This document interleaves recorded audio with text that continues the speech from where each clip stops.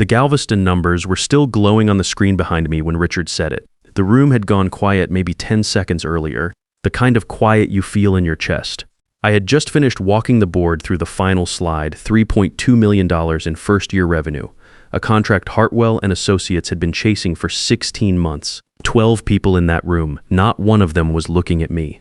Richard Ashford cleared his throat. "Walter, I want to acknowledge what you've done here. Galveston is a genuine win for the firm." He paused just long enough to make the next part land harder, which is exactly why the board and I feel you're the right person for something bigger. Effective in 2 weeks, we're reassigning you to lead our Tulsa branch. Nobody moved. I stood there with my laptop bag in my hand and presentation materials still on the table in front of me, and I understood immediately what had just happened.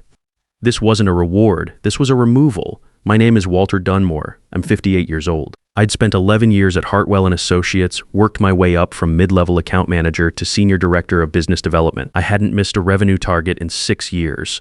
The Galveston deal had taken 16 months, 5 red-eye flights, and more weekends than I care to count.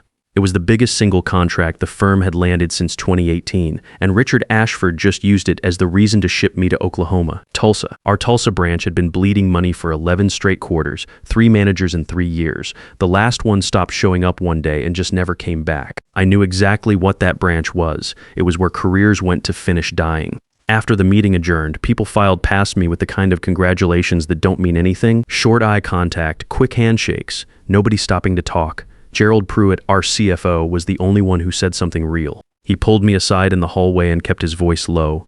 "This isn't right, Walter. Just watch yourself down there." Richard doesn't forget when someone makes him look small. I drove home and sat at my kitchen table with a cup of black coffee and went through every interaction I'd had with Richard over the past year. The answer didn't take long to find. 3 months earlier, I had sent a memo to the board. I'd kept it professional, framed it as an organizational efficiency question, but the point was clear enough. Our regional management structure was top-heavy and under-accountable. Too many directors collecting salaries for roles with no measurable output. I hadn't named anyone specifically, but everyone in that building knew who I was talking about. Nolan Ashford, Richard's nephew, had been handed the regional director position for Midwest operations at 34 years old with half the experience of any comparable hire we'd made in the past decade. Nice guy in person, good at working a room, 0 track record of actually running anything. I put it in writing, that was my mistake. Or so Richard thought. I called my sister that night, asked her to take my dog for a few weeks, sublet my apartment to a neighbor's kid who'd been looking, packed what I needed into 2 bags and drove to Tulsa on a Sunday afternoon, thinking about my father the whole way. He'd worked for the same manufacturing company for 19 years, good at his job, never caused problems, came home tired every night and went back every morning. When I was 11, a new regional manager came in, brought his own people, and my father was gone inside of 3 months. No real reason given, just pushed out. He spent the next 2 years working jobs that were beneath him and never quite recovered the footing he'd had before. I made a decision somewhere around age 14 that if I ever found myself in a position where I could do something about that kind of thing, I would. Not for him, he wouldn't have wanted that. For the principle of it, because someone has to. I just didn't expect to be driving to Tulsa, Oklahoma when the moment finally arrived. The branch was on the 2nd floor of an office park that hadn't been updated since the early 2000s. Stained carpet, flickering fluorescent lights, the faint smell of a building that had given up on itself. 17 employees who all carried the particular look of people waiting for the next bad thing to happen. The operations coordinator, a guy named Carl Beaumont, met me at the door on my first morning. He was mid-40s, decent enough, clearly not sure what to make of me yet. "Wasn't sure you'd actually show up," he said. Last manager sent an email his 3rd week saying he had a family situation. We never heard from him again. I spent week 1 getting system access that mostly didn't work and learning names. Week 2, getting up to speed on current client accounts, which were thinner than they should have been. Week 3, I started going through the books.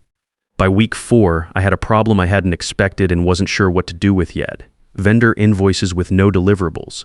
Consulting fees paid to companies I couldn't find any record of. Equipment purchases with no corresponding assets anywhere in the branch. I pulled Carl into my office on a Thursday afternoon, closed the door, and laid out what I'd found.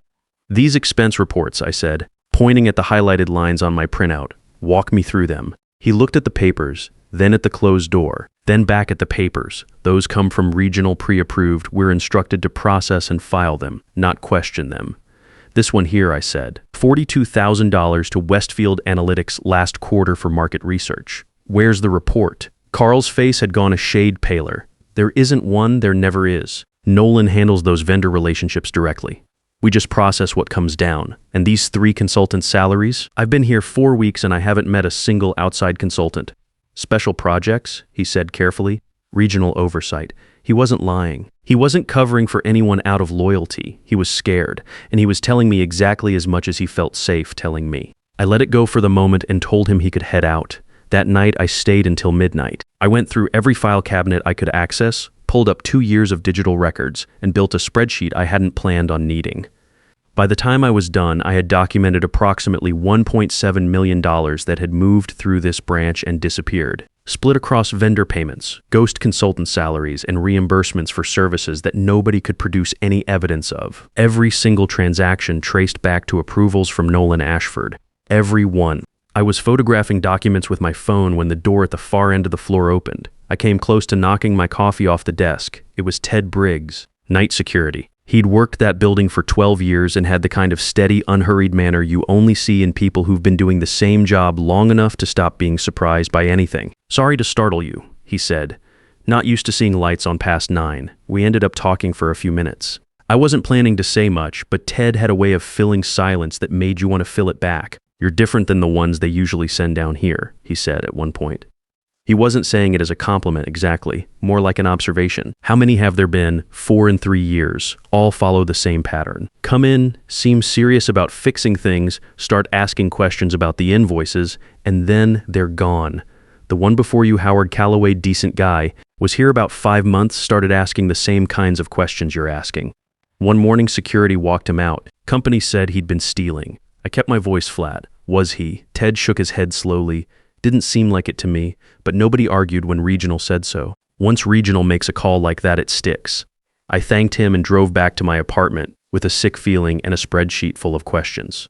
The next morning, I called Gerald Pruitt from the parking lot, walking slow circles so nobody inside could see my face. "Gerald," I said when he picked up, "I need you to be straight with me. Does anyone at headquarters actually know what's been happening with the Tulsa finances?" A pause, longer than it should have been. "Those accounts are managed directly by Regional. They don't run through my standard review process. You're the CFO. There's a special designation Richard set up before I came on board. Regional Operational Expenses. They get summary approval at the board level, but the line item detail is compartmentalized. I see totals, not transactions." His voice dropped. "I've thought it was unusual since day one. But Walter, the manager before you, Howard Calloway, he raised questions about these same invoices. Richard came to the board with evidence that Howard was the one misappropriating funds. $86,000 transferred to his personal account. Howard was terminated, escorted out, and that was the end of it. Was he actually stealing? I don't know. The paperwork looked right, but I've never felt good about it. I hung up and stood in the parking lot for a while watching cars pull in and out of the lot across the street. Here's what I knew at that point. The $1.7 million hadn't disappeared on its own. Nolan Ashford had built a system to move it, and Richard Ashford had built the structural cover to keep anyone from looking too closely. When Howard Calloway had gotten close to the same thing I was looking at now, they had framed him and thrown him out. Of $86,000 planted in his account, his reputation destroyed, his career finished, and now I was standing in the same spot Howard had stood. The sensible move was obvious. Pack up, go back to Atlanta, find another job before Richard had a reason to manufacture one. I was 58. I had enough of a track record to land somewhere decent. Walk away, let it go, move on. I thought about my father. 19 years at a company and nothing to show for it at the end except the knowledge that someone had decided he was inconvenient. He never fought it. He just absorbed it and went quiet. I went back inside and started planning. The first thing I needed was proof that Nolan wasn't just passively signing off on what someone else built. I needed to show he was actively running it, watching it in real time. That difference mattered, legally and practically. A passive signature can be explained away. Active monitoring cannot. I had an idea. Small, but it only needed to work once. I created a fake invoice. $8,000, a vendor name I made up on the spot, and a very specific internal reference code that would stand out immediately if anyone ran a search on it. I buried it in the branch filing system the same way the real ones were filed, same folder structure, same format, same everything. I noted the exact timestamp. Then I waited. 48 hours later, I checked the payment queue. The invoice had been flagged for processing by Nolan's office. I sat back in my chair and just looked at the screen for a minute. That one action told me more than 3 weeks of spreadsheet work had. Nolan wasn't a distant executive rubber stamping whatever came up from Tulsa. He was watching this branch's books in real time. He knew what was coming in before it was processed. He was running the operation actively, not passively, and that distinction was going to matter a great deal when the time came. I deleted the fake invoice before it could move further and wrote down everything I had just confirmed. Finding Howard Calloway took me 3 days. He had moved to a smaller city in Missouri after losing his job. I tracked down his contact through a former colleague we had in common and called him on a Saturday morning. He picked up on the 4th ring. I told him who I was and why I was calling. He went quiet for a long moment. I signed NDAs. He said, "Finally, I know. I'm not asking you to violate anything yet. I found the same invoices, Howard, the same vendors, the same structure. I know about the $86,000 they put in your account to frame you, and I think I can prove it wasn't yours." His voice changed, still guarded, but something underneath it shifted. I spent 18 months trying to find work after they let me go. Lost 2 job offers when the background check came back. My wife and I almost didn't survive it. I cannot go backward. I'm not asking you to do anything that puts you at risk. I just need to know one thing. If I can show you that federal investigators are already involved and that you'd be walking into something solid, not just my word against Richard's, would you be willing to talk? A long pause. Get me something concrete first, something that isn't just your interpretation of the same documents I already had. Then call me back. I told him I would and hung up. The following week, Nolan Ashford made a surprise visit to the Tulsa office. No advance notice, just walked in on a Tuesday morning with the easy confidence of someone who owns the room before he enters it. He came by my office, settled into the chair across from my desk like he'd sat there 100 times and spent the first 10 minutes asking about how I was settling in, whether the team had been cooperative, whether I needed anything from regional.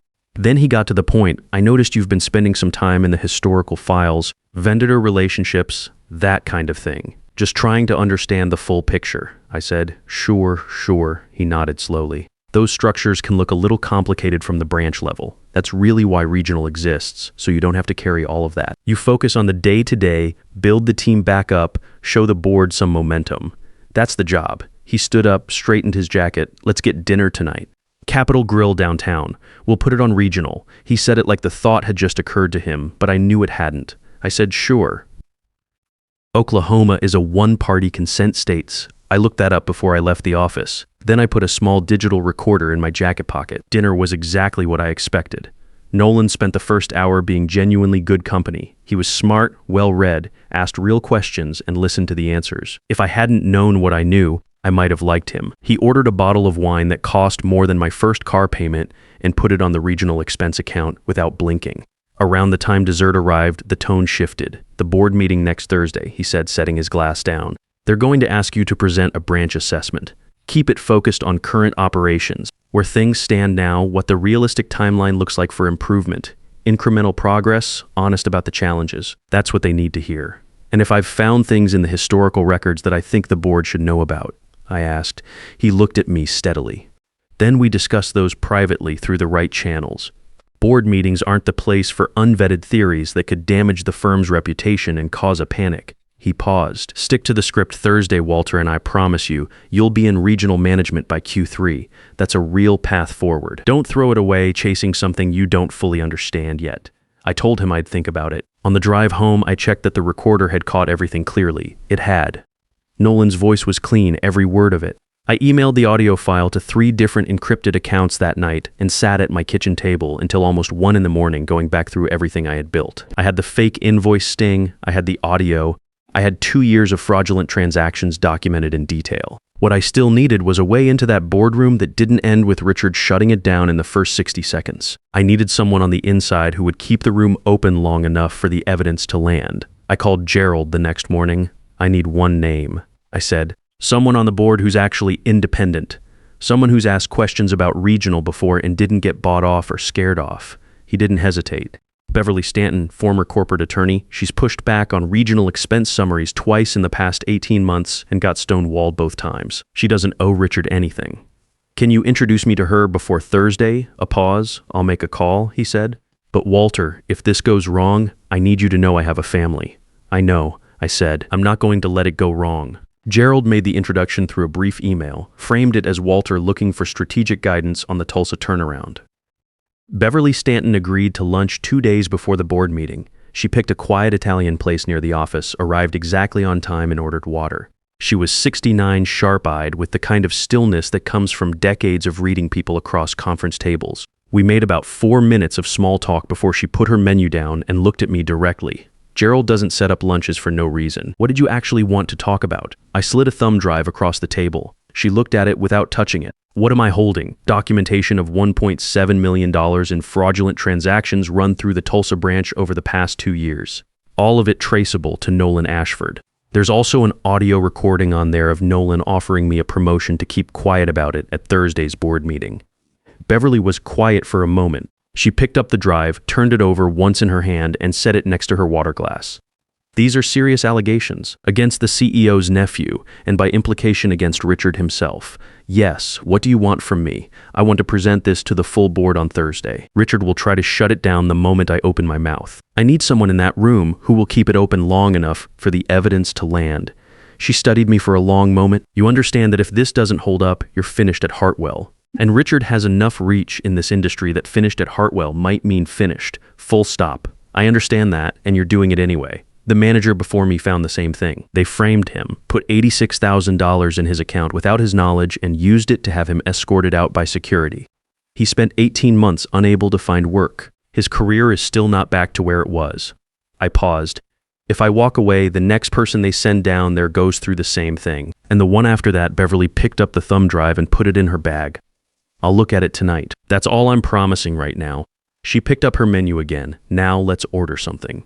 I didn't skip breakfast for a 6-minute meeting. The night before the board meeting, I didn't sleep much. I drove back to Atlanta, stayed with an old friend rather than the company hotel Richard's assistant had booked for me, and spread everything out on the dining room table around 11 at night. Every document, every transaction record, the fake invoice log, the audio file, the registration papers for Westfield Analytics showing it was tied to Nolan's college roommate, the shell company records showing Nolan as the sole officer. I went through all of it one more time. Not because I doubted what I had, because I needed to be sure I hadn't missed anything that could be used to flip it back on me the way they'd flipped it on Howard. At some point after midnight, I thought about calling Howard just to check in. I didn't. He was either going to show up tomorrow or he wasn't, and pushing him wouldn't change that. What he'd already agreed to do took more courage than most people could find after what had been done to him. I thought about my father again. He would have hated everything about what I was doing. Too risky, too loud, too much chance of it blowing back. He believed in keeping your head down and doing the work and trusting that things would eventually even out. 19 years of that had ended with a cardboard box in the back of his station wagon. I packed everything back up at 1 a.m. and went to bed. The board meeting was at 10 a.m. I got to the building at 9:30. My access badge still worked, which I took as a minor good sign. The receptionist smiled and told me they were waiting for me in the executive conference room. They, not just the board. When I walked in, Richard was already standing at the head of the table. Nolan sat to his right. 12 board members in the leather chairs around the table. A presentation was loaded on the screen, not the one I had prepared, but the one Nolan had emailed me 3 days earlier. Vague slides about operational challenges and long-term turnaround timelines. Nolan caught my eye when I walked in and gave me a small, almost imperceptible nod. A reminder, stick to the script. Richard opened with a few words about the difficulty of the Tulsa assignment, how much confidence he had in my ability to turn things around, how important it was for the board to hear directly from the people on the ground. Standard stuff, generous in tone, controlled in purpose. When he finished, he gestured toward the screen. Walter, the floor is yours. I stood up. I did not look at the slides behind me. Before I get into the branch assessment, I said, I need to be direct with this board about what I actually found in Tulsa, because it goes well beyond operational challenges. Richard's expression shifted. Walter, this is a standard quarterly review. Let's keep it focused on current performance and your near-term plan. In 6 weeks, I continued, I documented approximately $1.7 million in fraudulent transactions processed through the Tulsa branch over the past 2 years. Payments to vendors who provided no services. Salaries paid to consultants who do not exist. Every transaction approved by Nolan Ashford. I opened my bag and placed a folder in front of every board member at the table. Nolan was already pushing back his chair. This is completely out of line. These are standard regional allocations that someone without full context is misreading. Page 4 of your folder, I said, keeping my voice even, shows the registration documents for Westfield Analytics, a company that received $216,000 from this firm last year for market research. The company is registered to a residential address belonging to Carl Whitmore, who was Nolan's college roommate. Mr. Whitmore confirmed to me personally that he has no knowledge of any such business and that Nolan asked to use his address for mail several years ago. The room had gone very still. Page 8 shows that the 3 consultant salaries paid out of the Tulsa branch are all routed to a single P.O. box registered to a shell company. Nolan Ashford is listed as the sole officer of that company. Richard stood up. "This meeting is over. Walter, you're terminated effective immediately, and security will." Page 14. I said, "Raising my voice just enough is a time-stamped activity log. 5 weeks ago, I created a test invoice with a unique reference code and placed it in the branch filing system. Within 48 hours, that invoice was accessed and queued for processing by Nolan's office. That is not passive oversight. That is active, real-time management of a fraudulent operation." I picked up my phone and pressed play. Nolan's voice came through the speaker, clear as a conversation in the same room. "Stick to the script Thursday, Walter, and I promise you'll be in regional management by Q3. Nobody moved. Then the conference room door opened. Howard Calloway walked in first. He looked like a man who had spent 18 months being ground down and had finally decided he was done with that. Behind him came 2 people in suits that did not need name tags to identify what they were. The woman placed a badge flat on the conference table. "I'm Special Agent Sylvia Crane, FBI Financial Crimes Division. This is my colleague, Special Agent Randall Kuster. We've been conducting an investigation into financial irregularities at Hartwell and Associates for approximately 6 months, initially based on an anonymous tip and subsequently corroborated by Mr. Calloway's testimony. Mr. Dunmore's evidence has confirmed the full scope of what we've been looking at." Richard had not sat back down. His face had gone from controlled anger to something else, something that looked more like calculation running out of options. "There has clearly been a misunderstanding here. Any financial designations at the regional level were approved through proper governance channels, and I would strongly suggest that before anyone, page 12 in your folders," I said. The room turned back to me. That page shows the IP address that initiated the $86,000 transfer into Howard Calloway's personal account. The transfer that was used to frame him and have him fired. That IP address belongs to a device registered to Nolan Ashford, accessed from this building on a Saturday afternoon 2 years ago. I looked at Nolan directly. It wasn't a coincidence, it was deliberate. You put the money in his account and then reported it. Nolan said nothing. For the first time since I'd met him, he had nothing to say. Beverly Stanton stood up. She did it slowly and deliberately, the way people do when they want the room to notice. "As a member of this board and chair of the audit committee, I move that Richard Ashford and Nolan Ashford be placed on immediate administrative leave pending the outcome of the federal investigation and an independent audit of all regional expense accounts across every branch. I further move that we appoint an interim CEO effective today."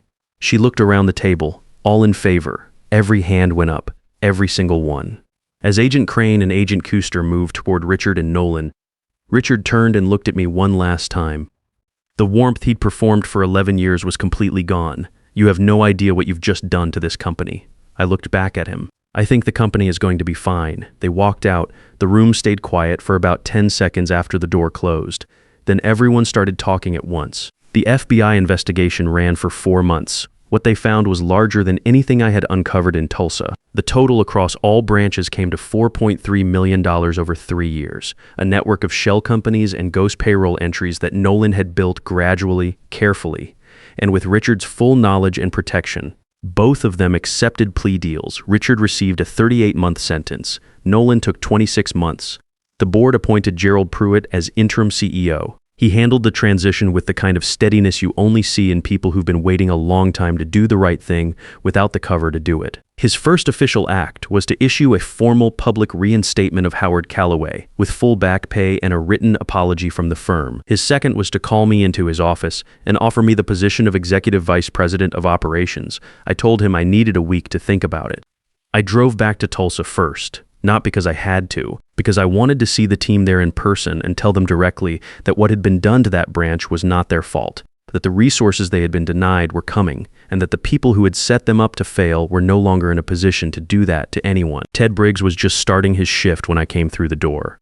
He looked at me for a second, then nodded once, the way men do when something has been settled that needed settling. The Tulsa branch posted its first profitable quarter in 3 years about 5 months after everything came out. I visit regularly. That team earned every bit of it. I think about Richard sometimes not with satisfaction, exactly, more with a kind of clarity. He made a calculated decision that sending me to Tulsa would break me or bury me. He put me in the one place where all the evidence was sitting and assumed I'd either look away or get crushed before I could do anything with it. He forgot that some people have been watching this their whole lives and have been waiting a long time for the moment to mean something. If you've spent years doing the work right, hitting your numbers, carrying more than your share, and watched someone use their position to push you aside for it, here's what I'd tell you. Don't react in the moment. Document everything from day one. Find the people who went through it before you because they exist and they remember. Get one person with real standing who is genuinely independent and show them what you have. When the moment comes, make sure you are the most prepared person in the room. Patience is not the same as passivity. Sometimes it's the most precise tool you have. Drop a comment below if you've been through something like this. I read every one. Your story matters, and so does the decision you make about what to do with it.